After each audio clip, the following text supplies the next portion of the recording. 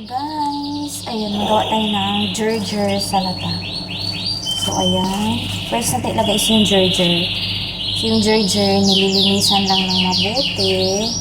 Ayan. So, ganun. Ayan siya, guys. And then, ito ay roman. Yan. Ito yung roman. Ganyan siya. Para may art.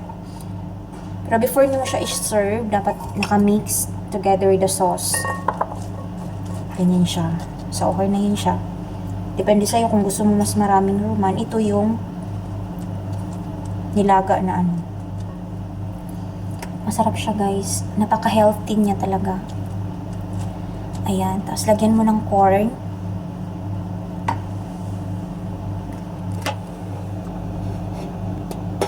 Ayan siya. So, lagyan na natin siya ng corn. Ayan. Yung corn is ano lang. Pwede naman yung nilaga. Ito nakakan kasi siya. So, ready to ano na. Ready to mix. Ayan. So, sauce na lang tomorrow yung idagdag. Tapos may toppings pa siya na decoration. Ayan, guys. Napaka-yummy nito. Napaka-healthy talaga. So, kung kaya niyong gumawa nito, gagawa tayo ng ganito. Para sa babies, maganda talaga pagsanayin natin yung mga kids ng veggies. Kasi good for the health nila. Ayan. Thank you for watching. Bye-bye. At your service.